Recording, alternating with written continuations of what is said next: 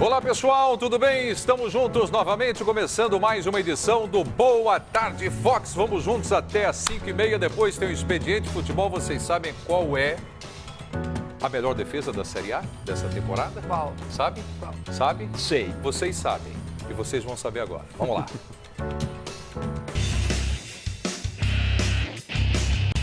Defesa, a marca registrada do Corinthians nos últimos anos. Fato que vem sendo construído desde Mano Menezes, Tite e agora Fábio Carille, ex-auxiliar do atual técnico da seleção brasileira. Neste ano, o Timão segue mais do que nunca com a sua marca registrada. Hoje, a melhor defesa entre os 20 clubes da Série A é a do Corinthians. Na temporada, o time de Carille levou apenas 16 gols em 29 jogos disputados. Melhor marca da temporada. Média de 0,55 gols sofridos por partida. E lembrando que durante o ano, o Corinthians contou com um rodízio forçado na zaga por conta de lesões. Atualmente, Valbuena se encontra no departamento médico e Wilson está recuperando a sua forma física. Agora, voltando à estatística otimista, no Brasileirão, por exemplo, a equipe vem de 2 partidas fora de casa sem levar um golzinho sequer. Quer outro dado animador, torcedor corintiano? Dos 29 jogos disputados neste ano, o Corinthians não sofreu gol em 15 deles.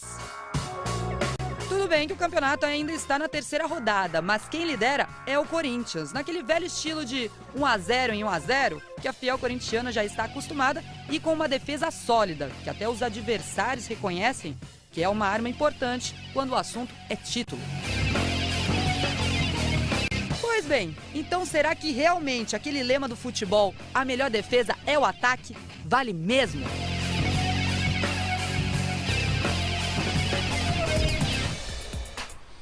Bom, eu tenho ouvido muito ultimamente essa questão de técnicos novos, jovens, que primeiro se preocupam em acertar a zaga do time. O Carille falava muito isso, né? Quando assumiu, Fala. acertar a parte de trás aqui, depois a gente vai pro meio e a gente chega lá no ataque, né? É o esquema do Tite, inclusive. Ele que foi auxiliar do Tite, pegou o esquema dele. Isso, e como mostrou a reportagem, o Mano Menezes também, não é?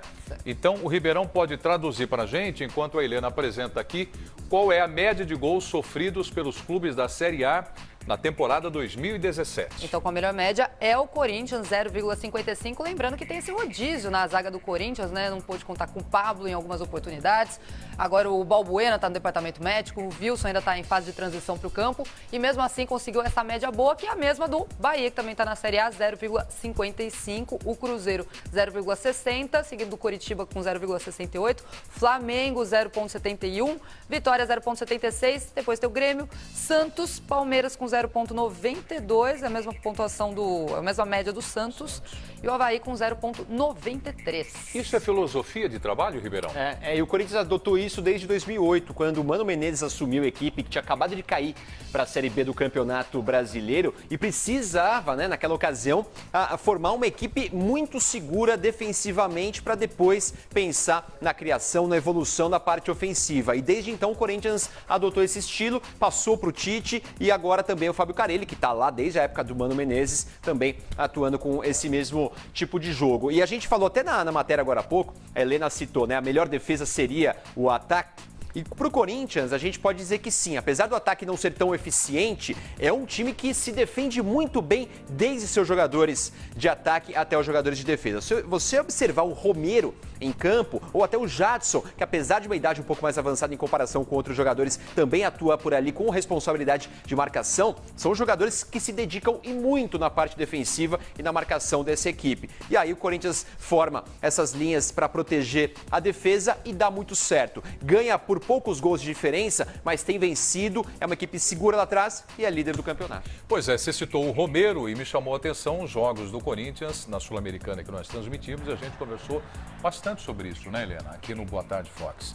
O Romero, ele tem atitude de zagueiro, né? Ele acompanha o ataque do time adversário e é exatamente como você colocou e citou o nome do Romero. É o atacante que começa como o primeiro da zaga nesse sistema defensivo do Timão, né? E o Romero é um jogador que tem concorrência já no time do Corinthians há algum tempo. O Corinthians contratou alguns jogadores para essa posição, pensando exatamente, né, em fazer uma concorrência. Mas é difícil tirar o Romero do time, porque ele se dedica demais. Tem ido bem à frente, tem suas limitações? Tem. Mas quando precisa, vai e faz os golzinhos dele. Mas na parte parte defensiva ele é importantíssimo. Ele ataca e logo na sequência ele recompõe e já está na defesa, ajudando ali na cobertura do lateral. Um jogador importantíssimo desse time do Corinthians, foi até muito aplaudido pela torcida lá no Serra Dourada, quando foi substituído pelo Cleiton, agora na vitória para cima do Atlético Goianiense. Tá virando um xodó da torcida, não é para menos. A raça que ele coloca dentro de campo é o que o torcedor gosta. Bom, agora, Helena, se é a melhor defesa, dá para traduzir que é o time que não perde, é isso? Olha só, para trás de você, 70 dias, na verdade 72 dias sem perder o Corinthians. Foram 16 jogos, 8 vitórias, 8 empates, 22 gols pró, 9 gols contra apenas, um aproveitamento de 66,6%. Lembrando que a última derrota do Corinthians foi lá atrás, no Campeonato Paulista, para a Ferroviária, 72 dias atrás, 1-0, um gol polêmico, irregular, na cidade de Araraquara, uma bela cidade interior de São Paulo, né? Sabe como é que é? As pessoas de lá são muito deficientes, não sei, eu tô tentando achar o adjetivo aqui, mas é isso. Foi em Araraquara 72 dias atrás para a Ferroviária. Para a Ferroviária. Então aqui é como se fosse o iPad do treinador, né? Aqui no estúdio não pode ter iPad, a prancheta. iPad não. Então aqui a nossa prancheta do Fábio Carilli, Ribeirão. Que faz poucos gols, a gente vê, são 22 gols em 16 jogos, pouco mais de um gol por jogo. Mas são jogos importantes. Importantíssimo. Aquele mata-mata do Campeonato Paulista. Exatamente, venceu o São Paulo fora de casa. Aliás, o Corinthians venceu os últimos 5 jogos fora de casa. Então, não é só na Arena Corinthians que o time tem sido muito forte. Aliás, os 3 últimos jogos na Arena empatou.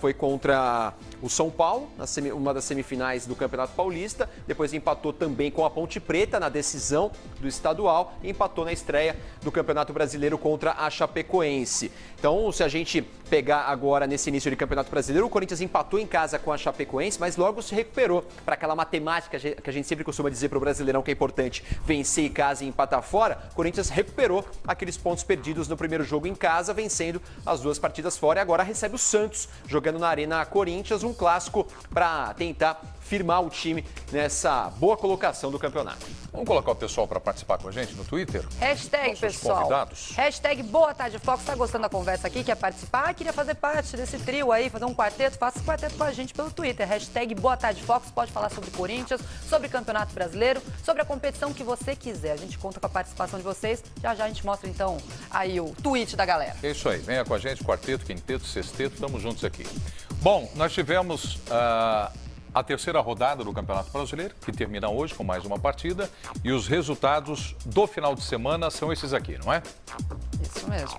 O primeiro clássico carioca do Brasileirão, Vasco Fluminense. Gol no finalzinho do Nenê, 3-2 para o Vasco, vitória. Teve também clássico paulista, São Paulo vencendo mais uma vez o Palmeiras no Morumbi, 2-0. Coritiba e vitória do Coritiba fora de casa sobre a equipe baiana.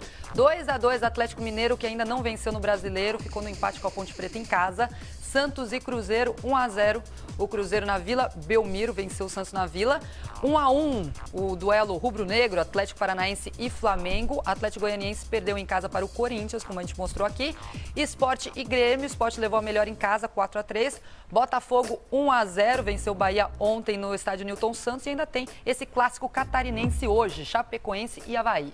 Bom, aqui batendo papo agora. Ribeirão, o que é que mais chama a sua atenção desses resultados? Alguma coisa te assustou? Alguma coisa, não vou dizer anormal, mas que te surpreendeu?